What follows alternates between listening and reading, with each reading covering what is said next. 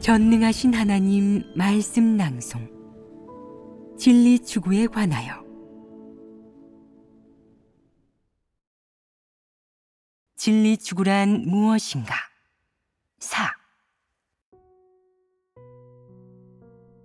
사람의 행위에 대한 하나님의 요구 중에는 부모에게 효도하라는 항목이 있다.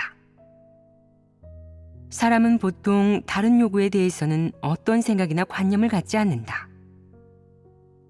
그렇다면 부모에게 효도하라는 항목에 대해 너희는 어떤 생각을 갖고 있느냐? 너희의 관점이 하나님이 말한 진리 원칙과 모순되지는 않느냐? 밝게 할 수 있다면 다행이다. 진리를 깨닫지 못한 채 규례만을 지키고 글귀와 도리만을 말하는 사람은 분별하지 못한다. 그는 하나님 말씀을 읽을 때 늘 관념을 품으며 뭔가 모순되고 이해되지 않는다고 생각한다. 반면 진리를 깨닫는 사람은 하나님 말씀을 보고는 모순되지 않으며 무척 분명하다고 생각한다. 영이 통하고 진리를 깨닫기 때문이다. 너희는 때로 밝게 알지 못하면서도 질문하지 않는다. 질문하지 않으면 문제가 없어 보이지만 사실 너희에게는 문제점도 어려움도 무척 많다. 그저 너희가 인식하지 못할 뿐이다. 이는 너희의 분량이 너무 작다는 것을 의미한다. 먼저 하나님이 말한 부모에게 효도하라는 요구가 옳은지, 사람이 지켜야 하는 것인지를 보자. 어떠하냐? 반드시 지켜야 합니다. 이는 확실하며 부정할 수 없고 주저할 필요도 생각할 필요도 없는 일이다. 이 말씀은 옳다. 그럼 무엇이 옳겠느냐? 하나님은 왜 이런 요구를 했겠느냐? 하나님이 말한 부모에게 효도하라는 항목은 무엇을 의미하겠느냐? 알고 있느냐? 또 모르는구나. 어째서 늘 모르는 것이냐? 글귀나 도리를 말할 때는 끝도 없이 늘어놓으면서 진리와 관련되기만 하면 모르니 이는 어떤 문제겠느냐? 그럼 너희는 하나님의 이 말씀을 어떻게 실행할 것이냐? 이는 진리와 관련되지 않겠느냐? 너는 부모에게 효도해야 한다라는 하나님 말씀을 보고 하나님이 부모님에게 효도하라고 하셨으니 효도하자 라고 생각해 효도하기 시작했다. 부모가 하라는 대로 따르고 부모가 아프면 침대 맡에서 시중을 들고 물을 따라주며 맛있는 요리를 해드렸다. 명절이 오면 부모가 좋아하는 물건을 사주고 평소 부모가 피곤해 보이면 어깨와 등을 안마해 주었다. 또 부모에게 뭔가 어려움이 있으면 어떻게든 방법을 생각해내서 해결해주니 부모는 무척 만족했다. 부모에게 효도한 너는 하나님 말씀대로 실행하고 정상이성을 살아냈기에 마음이 편안해져서 보십시오. 부모님은 제가 하나님을 믿은 후로 변했다고 효도할 줄 알고 철이 들었다고 합니다. 무척 좋아하시죠? 하나님을 믿는 게 정말 좋은 일이라고 생각하세요. 자식이 효도할 뿐만 아니라 인생의 바른 길을 걷고 사람답게 살아가니 이방인들보다 훨씬 낫다고요. 저는 하나님을 믿은 후로 하나님 말씀대로 실행하고 하나님 요구대로 행동했습니다. 부모님은 제가 변한 모습을 보고 기뻐하셨죠. 꼭 얼굴에서 빛이 나는 것 같더군요. 저는 하나님을 영화롭게 해드렸으니 하나님도 틀림없이 만족하셨을 겁니다. 저를 보고 부모에게 효도하는 사람이라고 성도의 품위를 갖추었다고 하시겠죠. 라고 말했다. 그러던 어느 날 교회에서 내게 외지에 나가 복음을 전파하라고 했다. 어쩌면 오랫동안 집에 돌아오지 못할 수도 있는 일이었다. 너는 하나님이 맡긴 일을 포기할 수는 없다고 여겨 수락했다. 집에서는 부모에게 효도하고 밖에서는 하나님이 맡긴 일을 지켜야 한다고, 둘 다 잘해내야 한다고 생각한 것이다. 하지만 집에 가서 상의할 때 내 부모는 그 소식을 듣고 화를 냈다. 이 불효막심한 놈. 그렇게 힘들게 키워놨더니 간다는 말 한마디 남기고 떠나겠다는 거야? 내가 가버리면 우리 둘은 누가 돌봐준다는 말이냐? 우리가 아프거나 문제가 생기면 누가 병원에 데려다 준다는 거야? 부모의 반대 앞에서 너는 고민에 빠졌다. 하나님은 부모에게 효도하라고 하셨지만 부모님은 내가 본분을 이행하는 걸 막고 계셔. 부모의 말을 따르려면 하나님이 맡기신 일을 포기해야 하는데 그럼 하나님이 좋아하지 않으시겠지. 그렇다고 하나님 말씀대로 본분을 이행하러 가면 부모님이 좋아하지 않으실 테고. 이를 어쩌지? 너는 하나님께서 먼저 부모에게 효도하라는 요구를 하셨으니 이것을 지키자. 본분을 이행할 필요는 없어. 라고 생각하고는 본분을 내팽개치고 집에서 부모에게 효도하는 것을 택했다. 하지만 마음은 계속 편치 않았다. 부모에게 효도는 했지만 본분을 이행하지 못해 하나님께 죄스러운 마음이 든 것이다. 그럼 이 일을 어떻게 해결해야겠느냐? 하나님께 기도하고 진리를 구해야 한다. 언젠가 진리를 깨닫고 본분 이행이 중요하다고 생각하게 되면 자연히 집에서 나와 본분을 이행하게 될 것이다. 어떤 이들은 하나님께서 제게 본분을 이행하라고 하시고 또 부모님께 효도하라고 하셨습니다. 이는 서로 모순되고 충돌되는 것 아닙니까? 대체 제가 어떻게 실행해야 합니까? 라고 말한다. 부모에게 효도하라는 것은 사람의 행위에 대한 하나님의 요구였다. 그렇다면 모든 것을 버리고 하나님을 따르며 하나님이 맡긴 사명을 완수하는 것은 하나님의 요구가 아니겠느냐? 이는 더더욱 하나님의 요구이다. 그렇지 않느냐? 더더욱 진리를 실행하는 것 아니겠느냐? 이 두 가지가 충돌한다면 어떻게 해야겠느냐? 혹자는 부모님에게 효도하고 하나님이 맡기신 일도 완수해야 합니다. 하나님의 말씀도 지키고 진리도 실행해야죠. 이건 쉬운 일입니다. 집안일을 처리하고 부모님의 생활에 필요한 것들을 준비해두며 가정부를 고용한 다음 나가서 본분을 이행하는 겁니다. 일주일에 한 번은 꼭 돌아와서 부모님을 살핀 후 별일 없으면 그냥 가고 일이 있으면 이틀 정도 머무르면 됩니다.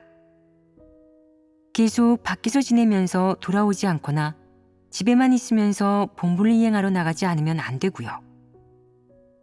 이렇게 하면 두 마리 토끼를 모두 잡는 것 아니겠습니까? 라고 하는데 이 방법이 어떠하냐? 이는 비현실적인 상상이다. 그럼 이런 상황이 임했을 때 어떻게 해야 진리에 부합하겠느냐? 충과 효를 모두 지킬 수 없다면 본분을 지키는 것을 우선시해야 합니다. 하나님은 먼저 부모에게 효도하라는 요구를 했고 그 다음 진리를 실행하고 본분을 이행하며 하나님의 도를 준행하는 데 대해 더 높은 요구를 했다. 너는 어떤 것을 지켜야겠느냐? 더 높은 요구를 지켜야 합니다. 더 높은 요구대로 실행하면 옳겠느냐? 진리의 높고 낮음과 새롭고 오래된 것의 구분이 있겠느냐? 없습니다. 그럼 진리를 실행할 때는 무엇에 따라야겠느냐? 무엇을 진리 실행이라고 하느냐? 원칙대로 일을 처리하는 것입니다. 원칙대로 일을 처리하는 것이 가장 중요하다. 진리 실행은 서로 다른 시간, 장소, 환경, 배경 조건 속에서 하나님 말씀을 실행하는 것이다. 규례에 얽매이지 않고 진리 원칙을 지키는 것. 이것을 진리 실행이라고 한다. 그러므로 하나님 말씀을 실행하는 것과 하나님의 요구를 지키는 것은 서로 모순되지 않는다. 구체적으로 말하자면 부모에게 효도하는 것과 하나님이 사람에게 맡긴 일, 본분을 완수하는 것은 전혀 모순되지 않는다. 어떤 것이 하나님의 현시적 말씀이고 요구겠느냐? 먼저 이 문제를 생각해야 한다. 사람에 대한 하나님의 요구는 같지 않고 차이가 있다. 리더 일꾼의 경우 하나님의 부르심이 있으니 버릴 줄 알아야지 부모 곁에서 효도해서는 안 된다. 하나님이 맡긴 일을 받아들이며 모든 것을 버리고 하나님을 따라야 할 것이다. 이것이 한 가지 상황이다. 이 밖에 평범한 신자의 경우 하나님의 부르심이 없었다면 부모 곁에서 효도해도 된다. 열심히 효도해도 뭔가 상은 없고 축복을 얻을 수도 없겠지만 효도하지 않는다면 인성이 없는 것이다. 사실 부모에게 효도하는 것은 하나의 책임일 뿐 진리 실행이라고 할 수 없다. 하나님께 순종하는 것이야말로 진리 실행이고 하나님이 맡긴 일을 받아들이는 것이야말로 하나님께 순종하는 태도이며 모든 것을 버리고 본분을 이행하는 자야말로 하나님을 따르는 사람이다. 어쨌든 현재 가장 중요한 것은 역시 자신의 본분을 제대로 이행하는 것이다. 이는 진리를 실행하는 것이고 하나님께 순종하는 모습이다. 그럼 현재 실행해야 할 진리 중 가장 중요한 것은 무엇이겠느냐? 본분 이행입니다. 그렇다. 충성을 다해 본분을 이행하는 것이 진리 실행이다. 진심으로 본분을 이행하지 않는다면 이는 힘쓰는 것에 불과하다. 좀 전에 그 질문은 무엇이었느냐?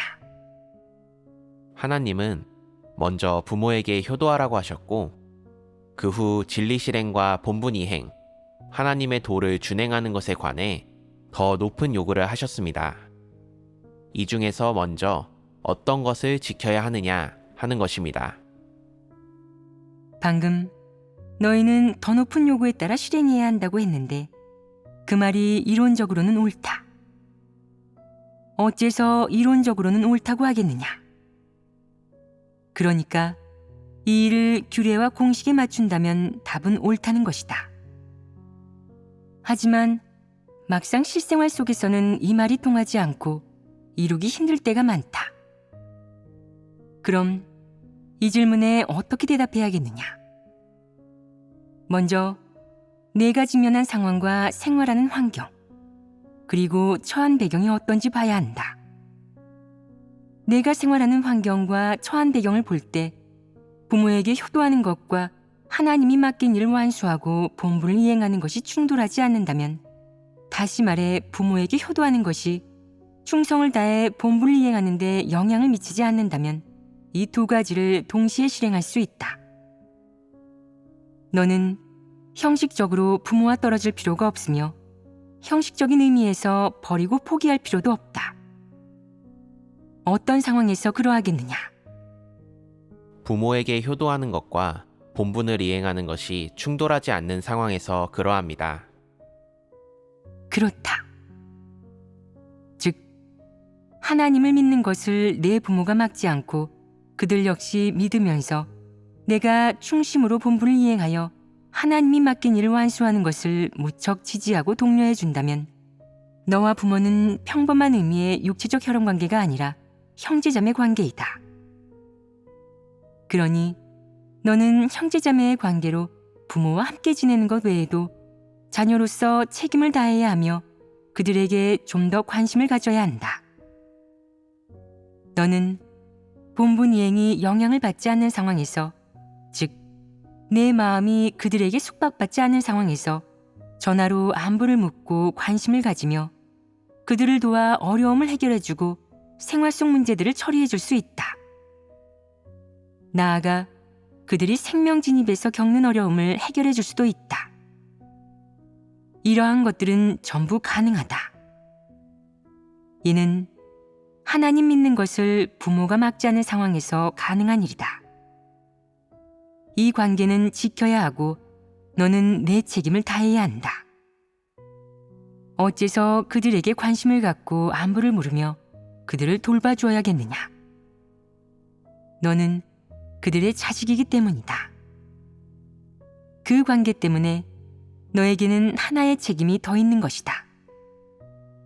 그리고 그 책임 때문에 너는 그들에게 안부를 묻고 실질적인 도움을 주어야 하는 것이다. 내 본분 이행에 지장을 주지 않는 상황에서 내가 하나님을 믿고 본분을 이행하는 것을 그들이 가로막거나 방해하지 않고 내 발목을 잡지 않는 상황에서 내가 그들에게 책임을 다하는 것은 당연한 일이다. 양심의 가책을 느끼지 않게 하는 것이 최소한의 기준이다. 만약 환경적 영향이나 방해로 인해 집에서 부모에게 효도할 수 없다면 규례를 지킬 필요는 없다. 그럴 때는 하나님의 배치를 따르고 하나님의 안배에 순종해야 한다. 무리하게 지키지 않아도 된다. 그것을 하나님이 정죄하겠느냐? 하나님은 정죄하지 않는다. 하나님은 사람에게 어려운 일을 억지로 강요하지 않는다. 우리가 지금 교제하고 있는 것은 무엇이냐? 부모에게 효도하는 것과 본분 이행이 충돌하면 어떻게 실행해야 하는지에 관한 것이다. 우리가 교제하고 있는 것은 실행 원칙이고 진리이다. 내게는 부모에게 효도할 책임이 있다. 상황이 허락된다면 그 책임을 다할 수 있겠지만 감정에 속박되어서는 안 된다. 예를 들어 부모 중 한쪽이 몸이 안 좋아 입원했는데 보살펴줄 사람이 없다고 해보자. 내가 본분 이행으로 정신이 없어서 집에 돌아갈 수가 없다면 어떻게 해야겠느냐? 그럴 때는 감정에 얽매이지 말고 이 일에 관해 기도하며 하나님께 맡기고 하나님의 배치에 따라야 한다. 이런 태도를 보여야 할 것이다. 만약 하나님이 그의 목숨을 거두어 그를 데려가려 한다면 너도 순종해야 한다. 어떤 사람들은 저는 순종하겠지만 마음이 무척 괴롭고 며칠 동안 눈물을 흘릴 것입니다. 이것은 감정 아닙니까? 라고 하는데 그것은 감정이 아니라 인간미이자 인성으로 하나님은 정죄하지 않는다. 너는 울어도 된다. 하지만 며칠 동안 잠도 못 자고 밥도 못 먹으면서 운다면 또 본분 이행을 할 생각이 없고 돌아가서 부모를 보고자 한다면 그래서 본분을 제대로 이행하지 못하고 진리를 실행하지도 못한다면 너의 그 효도는 책임을 다하는 것이 아니라 감정 속에서 살아가는 것이다. 감정 속에서 살면서 부모에게 효도하는 것은 책임을 다하는 것도 하나님의 말씀을 지키는 것도 아니다. 너는 하나님이 맡긴 일을 포기했으니 하나님의 도를 준행하는 사람이 아니다. 이런 상황에 직면했을 때 본분에 지장을 주지 않고 충심으로 본분을 이행하는 데 영향을 주지 않는 선에서 힘닿는 데까지 부모에게 효도하며 자신의 책임을 다하는 것은 한마디로 인성의 범위 안에서 사람이 해야 할 일, 할 수 있는 일이다. 그러나 감정에 빠져서 본분 이행에 지장을 준다면 그것은 하나님의 뜻에 완전히 어긋난다. 하나님은 내게 그렇게 요구하지 않았다. 하나님은 그저 부모에게 책임을 다하면 된다고 요구했을 뿐이다. 이것이 바로 효도하고 공경하는 마음이 있는 것이다. 하나님이 말한 부모에게 효도하라는 요구는 배경이 있다. 여러 조건을 모두 충족할 수 있는 범위에서라면 책임을 다해도 괜찮다는 것이다. 그들이 앞으로 큰 병에 걸릴지 죽게 될지 등을 내가 결정하는 것이겠느냐. 그들이 어떻게 살지, 언제 죽을지, 어떤 병으로 죽을지, 어떻게 죽을지 등이 너와 관계가 있겠느냐. 아무 관계가 없다. 혹자는 부모님께 효도하기 위해서 저는 책임을 다해야 합니다. 그분들이 병에 걸리지 않게 특히 암이나 불치병에 걸리지 않게 확실히 보장해야죠. 그분들이 100살까지 사시게 하는 것이야말로 진정으로 책임을 다하는 것입니다. 라고 말하는데 이는 그릇된 인간 아니겠느냐. 이는 그야말로 사람의 상상이지 절대 하나님의 요구가 아니다. 너 자신이 100살까지 살지조차 분명하지 않은데 부모에게 100살까지 살라고 하다니 이는 황당무계한 소리이다. 부모에게 효도하라는 하나님의 말은 정상이성의 범위 안에서 내 책임을 다하라는 것이다. 그들을 노엽게 하지 말고 양심과 도덕에 위배되는 일을 하지 않으면 그만이다. 이것이 하나님의 말씀에 부합하지 않느냐. 물론 방금도 말했듯이 만약 내가 하나님을 믿는 것을 부모가 가로막는다면 그들의 본성 본질은 불신파이고 이방인이며 나아가 악인, 마귀이다. 그들은 너와 서로 다른 길을 걷고 있다. 다시 말해 그들과 너는 아예 같은 부류의 사람이 아니라는 뜻이다. 한 가정에서 오랜 세월 같이 살아왔지만 그들은 너와 같은 것을 전혀 추구하지 않고 인격도 다르며 나아가 기호와 동경하는 것도 다르다. 너는 하나님을 믿지만 그들은 전혀 하나님을 믿지 않을 뿐더러 대적한다. 이런 상황에서는 어떻게 해야겠느냐? 그들을 버려야 합니다. 이런 상황에서도 하나님은 내게 그들을 버리고 저주하라고 하지 않았다. 하나님은 그렇게 말한 적이 없다. 하나님이 말한 부모에게 효도하라는 요구는 여전히 성립한다. 그들과 함께 살 때 너는 계속 부모에게 효도하라는 요구를 지켜야 한다. 이 일이 모순되느냐? 전혀 모순되지 않는다. 다시 말해, 너는 간만에 집에 돌아갔을 때 부모에게 요리해주고 만두를 만들어줘도 된다. 조건이 되어 건강용품을 사준다면 그들은 무척 만족할 것이다. 그러나 신앙 얘기가 나왔을 때 그들이 받아들이지도 믿지도 않고 너를 욕한다면 꼭 그들에게 복음을 전할 필요는 없다. 그들과 접촉할 조건이 된다면 그렇게 실행해라.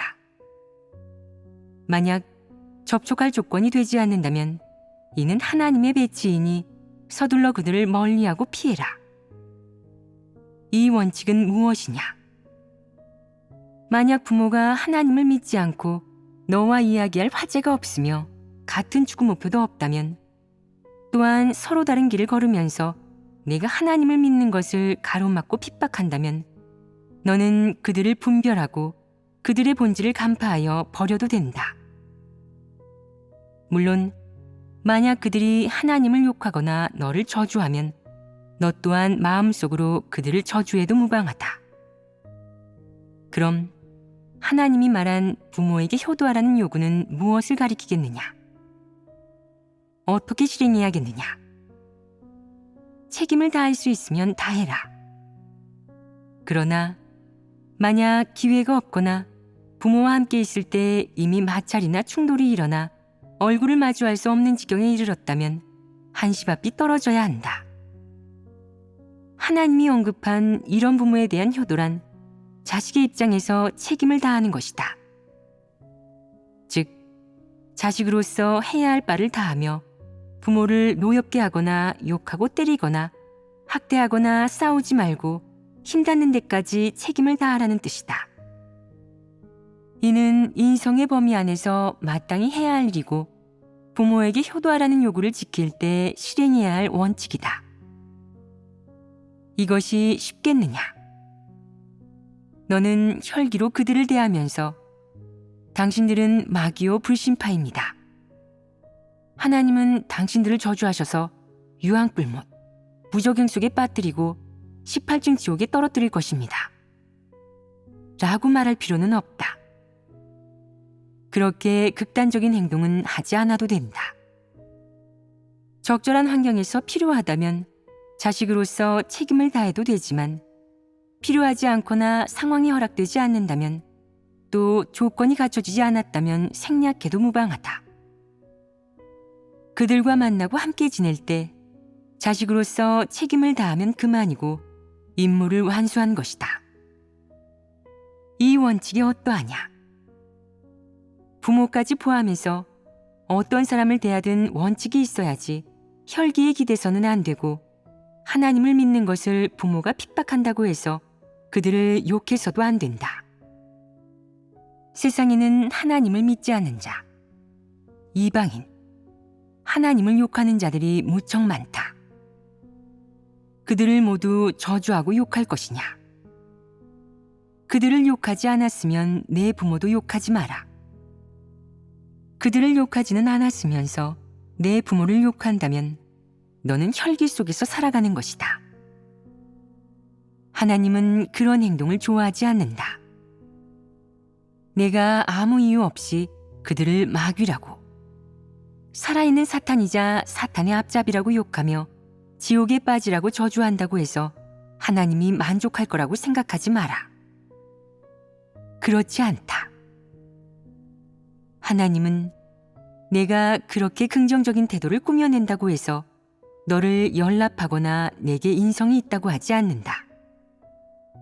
오히려 하나님은 내 그런 행동에 감정과 혈기가 들어있다고 할 것이다. 하나님은 내가 그렇게 하는 것을 좋아하지 않는다. 그런 행동은 너무 극단적이며 하나님의 뜻에 부합하지 않는다. 자신의 부모까지 포함해서 어떤 사람을 대하든 원칙이 있어야 한다. 그들이 하나님을 믿든 믿지 않든, 혹은 악인에 속하든 속하지 않든 그들을 대할 때는 원칙이 있어야 한다. 이 원칙은 하나님이 사람에게 알려준 것으로 공평하게 대하되, 다만 부모를 대할 때는 책임감을 더 가지라는 것이다. 그러니 책임을 다하면 그만이다. 그들이 믿든 믿지 않든, 추구하든 추구하지 않든, 내 인생관과 인성이 그들과 맞든 맞지 않든 너는 책임을 다하면 그만이니 그들을 피할 필요는 없다. 모든 것을 순리에 맡기고 하나님의 배치와 안배에 근거해라. 만약 그들이 내가 하나님을 믿지 못하게 가로막는다고 해도 힘닿는 데까지 효도의 책임을 다해야 하며, 최소한 그들에게 양심의 가책을 느끼지는 말아야 한다. 그들이 너를 가로막지 않고 하나님을 믿는 것을 지지해 준다면 원칙대로 실행하면서 할 수 있는 만큼 잘 대해줘야 한다. 요컨대 어떻게 하든 사람에 대한 하나님의 요구는 변하지 않으며 사람이 실행해야 할 진리 원칙도 변하지 않는다. 그러니 이러한 일에서 원칙을 지키고 할 수 있는 만큼 책임을 다하면 된다. 이제 하나님이 왜 사람의 행위 측면에서 부모에게 효도하라는 요구를 했는지에 관해 이야기해보자. 다른 것들은 다 사람 스스로가 처신하는 행위규범에 관한 요구였다. 그런데 왜 하필 부모를 공경하는 것에 관해서만 다른 요구를 했겠느냐? 말해보아라. 자신의 부모에게조차 효도하지 못하는 사람이 있다면 그의 본성 본질이 어떠하겠느냐? 부모가 힘들게 그를 낳아서 기르고 어렵사리 성인으로 키운 것은 사실 그에게 큰 행복이나 기쁨을 얻기를 바라서가 아니다. 부모는 그저 그가 성인이 된 후에 행복하게 살면서 걱정만 끼치지 않으면 그만이라고 생각한다. 하지만 그는 재구실을 못하면서 노력하지도 않고 삶을 잘 꾸려나가지도 않는다. 부모에게 기대 살아가는 캥거루족이 되어 효도는커녕 부모를 협박하고 재산을 받아내려고 한다. 이렇게 악질적인 행위를 하는 사람이 어떠하냐? 자신을 낳아주고 키워준 사람에게 전혀 책임을 다하지 않으면서 어떤 가책도 느끼지 못하니 이런 면을 봤을 때 그 사람에게 양심이 있겠느냐? 그는 누구든 때리고 욕할 수 있다. 거기에는 부모까지 포함되는데 부모를 다른 사람들과 똑같이 대하면서 내키는 대로 때리고 욕하며 기분이 나쁘면 부모에게 화풀이하고 그릇을 던져 부모를 겁에 질리게 한다. 이런 사람에게 이성이 있겠느냐? 양심과 이성이 없는 데다가 자기 부모조차 함부로 학대하는 자가 사람이겠느냐? 아닙니다. 그럼 무엇이겠느냐? 짐승이다. 이 표현이 정확하지 않으냐? 사실 부모에게 책임을 다하며 아껴주고 지켜주는 것은 정상인성에 마땅히 갖춰야 할 면모 아니겠느냐? 만약 부모를 노엽게 하고 학대한다면 양심이 찔리지 않겠느냐? 정상인이 그런 짓을 할 수 있겠느냐? 양심과 이성이 있는 사람은 그렇게 하지 못한다. 부모를 화나게 했다면 며칠 동안 괴로워할 것이다. 어떤 사람은 다혈질이라서 순간적으로 발끈한 마음에 부모에게 성질을 부릴지는 몰라도 시간이 흐르면 양심의 가책을 느낀다. 그리하여 사과는 하지 않을지라도 다시는 그런 짓을 하지 않는다. 이는 정상인성에 마땅히 갖추어야 할 점으로 정상인성이 드러난 것이다. 그러나 인성이 없는 사람들은 부모를 학대하면서도 느끼는 바가 없다. 어릴 때 부모에게 맞은 일을 평생 기억하면서 성인이 되어 자기도 부모에게 손을 올리고 되갚아준다. 평범한 사람들은 어릴 때 부모에게 맞아도 대들지 않는다. 어떤 사람은 30살 이후에 부모에게 맞아도 가만히 있으며 맞아서 아파도 소리 한 번 내지 않는다. 이것이 바로 정상인성에 마땅히 갖춰야 할 면모이다. 그가 왜 소리 한 번 내지 않겠느냐? 만약 다른 사람이 그를 그렇게 때린다면 수긍하고 가만히 있겠느냐? 다른 사람이었다면 그게 누구일지라도 그렇게 맞고만 있지는 않을 것이다. 심지어 욕 한마디만 들어도 가만히 있지 않을 것이다. 그럼 왜 부모가 때리면 대들지도 화내지도 않고 참겠느냐? 인성에 양심과 이성이 갖춰져 있기 때문 아니겠느냐? 그는 부모님이 나를 키워주셨으니 나를 때리는 게 잘못됐을지라도 참아야 해. 게다가 부모님은 나 때문에 화가 나신 거잖아. 나를 때리시는 것도 당연하지. 내가 말을 안 들어서 부모님을 화나시게 한 거니까 난 맞아도 싸.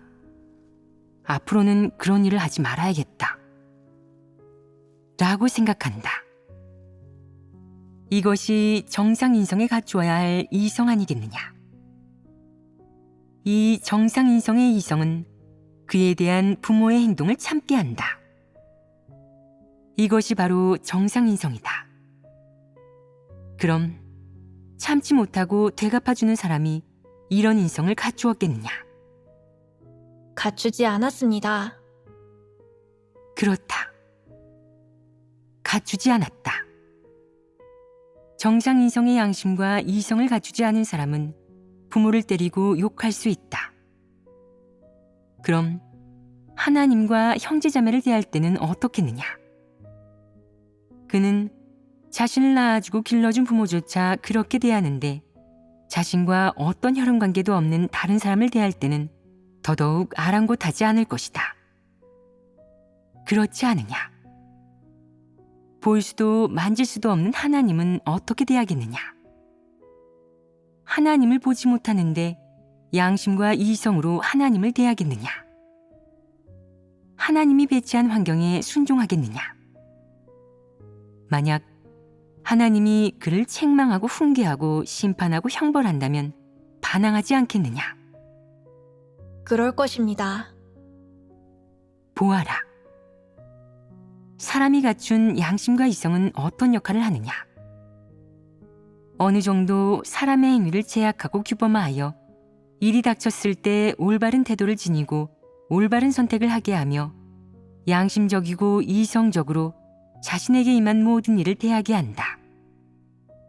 대부분의 경우 양심적이고 이성적으로 일을 처리하면 많은 화근을 피할 수 있다. 물론 진리를 추구하는 사람은 이것을 기초로 진리를 추구하는 길을 걸으며 진리 실제에 진입하고 하나님의 배치와 안배에 순종하는 것을 택한다. 반면 진리를 추구하지 않는 사람은 인성이 없고 이러한 양심과 이성을 갖추지 못했기에 상상할 수 없는 결과를 초래한다. 그는 하나님에게 어떤 짓이든 저지를 수 있다. 바리새인들이 예수를 대한 것처럼 그들은 하나님을 욕할 수도 모독할 수도 고발할 수도 팔아넘길 수도 있으며 하나님에게 복수할 수도 있다. 이 문제는 너무도 심각하다. 이렇게 되면 일이 커지지 않겠느냐. 인성과 이성이 없는 사람은 늘 혈기로 복수하며 인성과 이성에 제약되지 않는다. 그는 극단적인 사상과 말을 생각해내기 쉽고 그 후에는 극단적인 행위를 하며 양심도 이성도 없는 행동을 수도 없이 저질러 마지막에는 수습할 수 없는 결과를 초래한다. 부모에게 효도하는 것과 진리 실행에 관련된 교제는 이만하면 다한 것 같구나. 결국에는 인성으로 귀결된다. 하나님은 왜 사람에게 부모에게 효도하라는 요구를 했겠느냐? 이것이 처신하는 것과 관계가 있기 때문이다. 먼저 이 요구로 사람의 행위를 규범화하고 동시에 그 사람의 인성을 검증하고 확정한다. 만약 어떤 사람이 양심과 이성 없이 부모를 대한다면 그는 분명 인성이 없는 사람일 것이다. 혹자는 그럼 그의 부모가 인성이 안 좋아서 자식에게 책임을 다하지 않았다면 그런 부모를 공경해야 합니까? 라고 말하는데 자식으로서 양심과 이성이 있다면 부모를 학대해서는 안 된다. 부모를 학대하는 사람은 분명 양심과 이성이 없는 사람이다. 그러므로 하나님의 요구가 어떤 것이든 그것이 부모를 대하는 태도와 관련된 것이든 평소 사람이 인성을 살아내고 드러내는 것이든 결국 외적 행위와 관련된 그런 행동을 하나님이 언급한 이상 그만한 이유와 목적이 있다. 사람의 행위에 대한 하나님의 그 요구들이 진리와는 거리가 있을 수도 있다.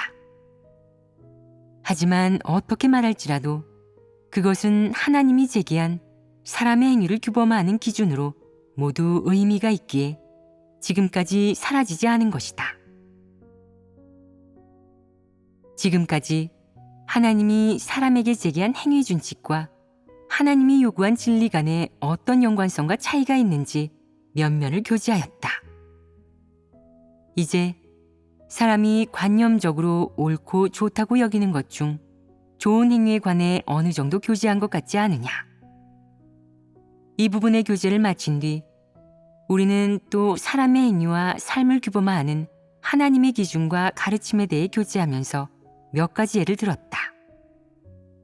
그 중에는 사람을 때리거나 욕하지 말 것, 부모에게 효도할 것, 담배를 피우거나 술을 마시지 말 것, 도둑질하지 말 것, 남의 이득을 점하지 말 것, 거짓 증거를 하지 말 것, 우상을 숭배하지 말 것 등이 있었다. 물론 이는 중요한 항목으로 더 세부적인 것들도 있으나 더는 말하지 않겠다. 그럼 이러한 교제를 한 후 너희가 얻어야 할 진리는 무엇이겠느냐? 실행해야 할 원칙은 무엇이겠느냐? 해야 할 것은 무엇이겠느냐? 노인을 공경하고 아이를 사랑할 필요가 있겠느냐? 점잖고 예의 바른 사람이 될 필요가 있겠느냐? 상냥하고 친절하며 가까이 하기 쉬운 사람이 될 필요가 있겠느냐? 여자가 온화하고 우아하며 교양 있고 살이 밝을 필요가 있겠느냐? 남자가 사나이 대장부가 될 필요가 있겠느냐? 그런 것들은 필요치 않다. 물론 누차 교제했듯이 전통 문화가 제창하는 그것들은 분명히 사탄이 사람을 미혹하는 도구로서 강력한 미혹성을 지니고 사람을 기만한다.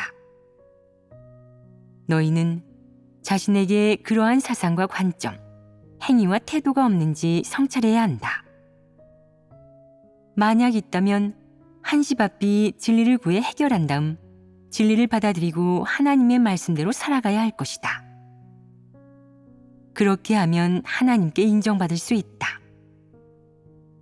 너희는 자신이 지난날 전통문화에 기대해 살아갈 때 어떤 내적 상태였는지, 마음속 깊은 곳에서 어떤 느낌을 받았는지, 무엇을 얻었는지, 어떤 결과가 생겼는지 돌아보아야 한다. 그 후 다시 하나님이 요구한 대로 자제하고 성도의 품위를 지키며 남을 때리거나 욕하지 않는 것 등을 기준으로 처신하는 것이 어떤 느낌인지 보아라. 어떻게 살아가는 것이 더 홀가분하고 자유로우며 편하고 평안한지, 더 인성을 갖고 살 수 있는지, 어떻게 살아가는 것이 가면을 쓴 것처럼 매우 가식적으로 고통스럽게 사는 것인지, 도대체 어떻게 살아가는 것이 하나님의 요구에 점점 가까워지고 하나님과 점점 더 정상적인 관계를 수립하는 것인지 살펴보아라. 실제로 체험해보면 오직 하나님의 말씀과 진리를 실행해야만 자유로워지며 하나님께 인정받을 수 있음을 알게 된다. 예를 들어 너는 노인을 공경하고 아이를 사랑하며 예의 바르고 좋은 사람이라는 말을 듣기 위해 나이 많은 형제자매를 만나면 이름을 부르지 못하고 어르신이라고 부른다. 또한 민망해하면서 상대의 이름을 부르는 것은 큰 무례라고 생각한다. 내 마음속에는 노인을 공경하고 아이를 사랑하는 전통관념이 숨어 있다. 그렇기에 노인을 보면 온화하고 예의 바르고 교양 있게 행동하면서 허리를 15도에서 90도까지 굽히며 공손히 대한다. 너는 나이가 많은 사람 앞일수록 더 고분고분하게 군다. 그렇게 고분고분한 태도가 좋으냐? 그것은 줏대도 존엄도 없이 사는 것이다. 또 어린아이를 보면 아이처럼 귀엽고 활발한 척 꾸미고 동년배를 만나면 허리를 꼿꼿이 세운 채 어른 행세를 하면서 누구도 무시하지 못하게 한다. 이는 어떤 사람이냐? 다중인격자 아니냐? 태도 변화가 무척 빠르지 않으냐? 나이 많은 사람을 만나면 할아버님, 할머님이라고 하고 연장자를 보면 숙부님, 이모님, 형님, 누님이라고 하며 자기보다 어린 사람을 보면 아우, 동생이라고 한다. 나이에 따라 서로 다른 호칭과 애칭을 붙이는데 그것이 무척 적절하고 정확하다. 그는 이러한 것들이 뼛속에 뿌리를 내려 자유자재로 활용할 수 있다. 특히 하나님을 믿음으로는 더더욱 하나님을 믿으니까 예의 바르고 교양을 갖춰야 해. 교양 있고 살이 밝아야 한다고. 이방의 문지하처럼 버릇없고 반항하면서 사람들의 비호감을 사면 안 돼. 모두에게 사랑받으려면 노인을 공경하고 아이를 사랑해야지. 라고 생각해서 더욱 엄격하게 자신의 행위를 규범화하고 사람들에게 나이에 따라 다른 존칭과 애칭을 붙인 후 일상생활 속에서 끊임없이 실행에 옮긴다. 그런 다음 점점 더 나를 보라고. 하나님을 믿은 후로 달라졌잖아. 교양 있고 살이 밝은 것, 점잖고 예의 바른 것, 노인을 공경하고 아이를 사랑하는 것, 상냥하고 친절한 것이야말로 진정으로 사람답게 사는 거야. 나는 어떤 연령대를 만나든 다 호칭을 부를 수 있어. 부모님이 가르쳐 주시거나 주변 사람들이 알려주지 않아도 알 수 있다고. 라고 생각한다. 이 좋은 행위들을 실행한 뒤 그는 자기가 인성을 갖추고 예의 바르니 하나님이 좋아할 거라고 생각한다.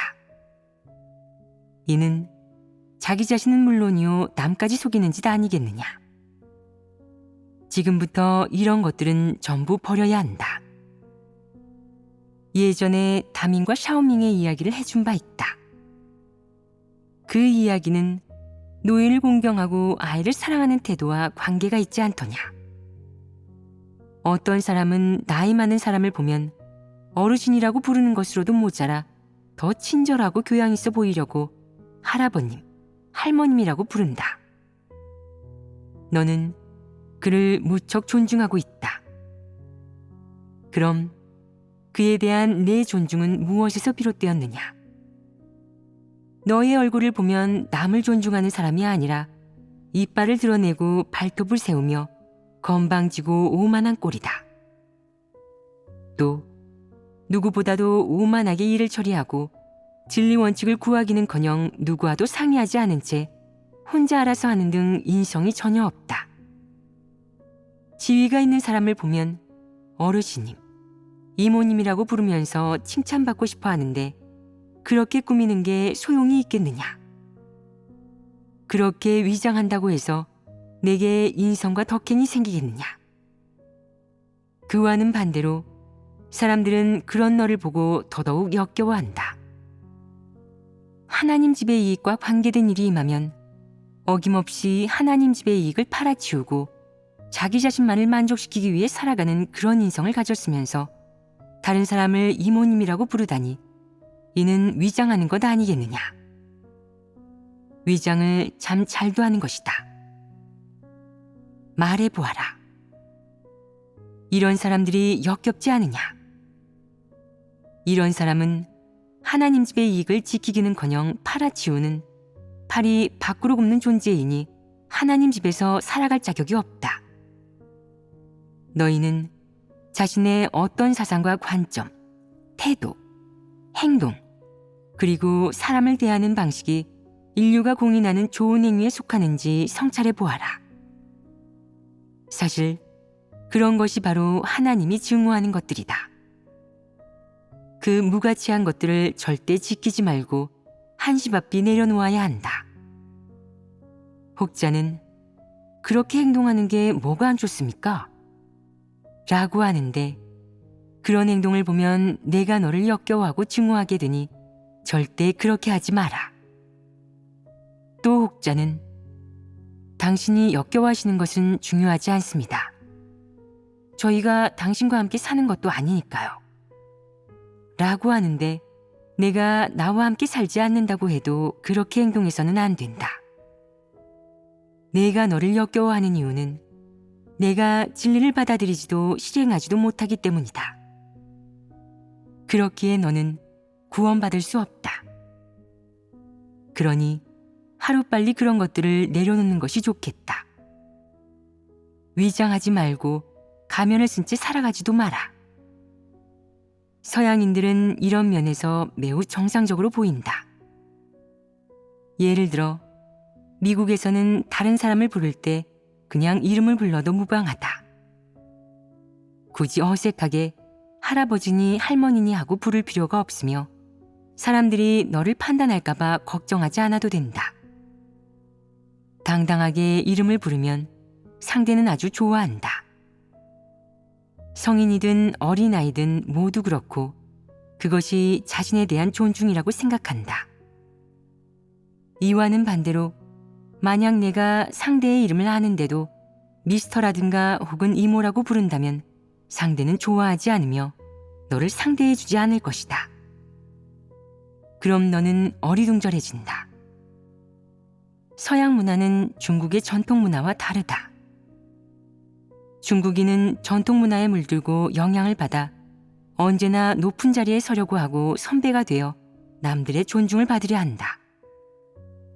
할아버지, 할머니 노릇을 하려는 것으로도 모자라 노자를 붙여 노할아버지, 노할머니, 노숙부, 노백부라고 하고 큰아주머니, 큰아버지라고도 부른다. 나이가 많은 사람, 아니면 큰 사람이 되려는 것이다. 이런 사람이 역겹지 않으냐? 이는 어떤 성품이겠느냐? 못된 습성 아니겠느냐? 너무도 역겹다. 이런 사람은 남들에게 존중받지 못할 뿐만 아니라 혐오받고 멸시당하며 멀어지고 버림받는다. 그러므로 하나님이 전통 문화의 이러한 부분을 폭로하고 내치는 데는 이유가 있다. 이러한 것들에는 다 사탄의 성품과 관계가 들어있기에 사람이 처신하는 방식과 방향에 영향을 줄 수 있고 당연히 사람과 이를 바라보는 관점에도 영향을 줄 수 있다. 이와 동시에 사람의 눈을 가려 올바른 길을 선택하는 데에도 영향을 준다. 그러면 사람은 마땅히 이러한 것들을 버려야 하지 않겠느냐? 중국인은 전통 문화에 심각하게 영향을 받았다. 물론 나라마다 각국의 전통 문화가 있으며 그 내용은 대동소이하다. 어떤 논조는 중국의 전통 문화와 다를지 몰라도 그 성질은 동일하다. 즉, 사람에게 정상 인성이 없고 폐괴 성품이 있기에 표면적으로 좋아 보이고 사람의 관념 상상에 맞고 사람이 실천하기 쉬운 몹시 기만적인 행위로 스스로를 포장하는 것이다. 자기 자신을 신사로, 고상하고 남들의 존경을 받는 존재로, 인격과 존엄을 갖춘 사람으로 포장하지만 사실은 이러한 전통 문화가 사람의 눈을 가리고 기만하며 진정으로 사람답게 사는 것을 가로막는 것이다. 더 심각한 것은 사탄이 이러한 전통 문화로 사람의 인성을 폐괴시키며 사람을 오도하여 올바른 길을 선택하지 못하게 한다는 점이다. 그렇지 않으냐? 하나님은 사람에게 도둑질하거나 간음하지 말라고 했다. 하지만 사탄은 사람에게 교양 있고 살이 밝은 사람, 온화하고 우아한 사람, 점잖고 예의 바른 사람이 되라고 한다. 이는 바로 하나님의 요구에 상반되는 것, 반기를 드는 것 아니겠느냐? 사탄이 사람에게 알려준 것은 어떻게 이 표면적인 방식과 행위, 삶으로 세상 사람들을 기만하는가 하는 것이다. 반면 하나님은 사람에게 무엇을 알려주었느냐? 표면적인 행위로 남들의 신뢰를 얻어내지 말고 하나님의 말씀과 진리에 근거하여 처신하라고 했다. 그렇게 해야 사람들의 신임과 신뢰를 얻을 수 있고 그런 자야말로 인성을 갖춘 사람이라고 했다. 이런 차이가 있지 않느냐? 이 차이는 무척 크다. 하나님은 너에게 처신하는 법을 알려주지만 사탄은 위장하고 남을 기만하는 법을 알려준다. 이 차이가 무척 크지 않으냐? 그럼 사람이 마지막에 무엇을 선택해야 할지 이제 알겠느냐? 어떤 것이 바른 길이겠느냐? 하나님의 말씀이 바른 길입니다. 그렇다. 하나님의 말씀은 인생의 바른 길이다. 하나님 말씀이 사람의 행위에 대해 어떤 요구를 하든 하나님이 사람에게 알려준 것이 규범이나 계명 혹은 율법일지라도 모두 의심할 여지 없이 올바르니 반드시 지켜야 한다. 하나님의 말씀은 영원히 바른 길, 긍정적인 사물이기 때문이다. 반면 사탄의 말은 아무리 사람의 입맛에 맞고 사람의 관념과 상상에 부합해도 사람을 기만하고 폐괴시키니 바른 길이 아니다. 거기에는 사탄의 관계가 들어있다. 이해했느냐? 오늘 교제한 내용을 듣고 어떤 느낌을 받았느냐? 이것이 진리와 관계가 있지 않겠느냐? 예전에 너희는 이 측면의 진리를 알고 있었느냐? 이제 밝게 알게 되었느냐? 결론을 말하자면 이러한 진리를 깨닫는 것은 사람에게 도움이 된다. 그것은 향후 진리 추구와 인성을 살아내는 것, 그리고 인생의 추구 목표, 방향에 전부 도움이 된다.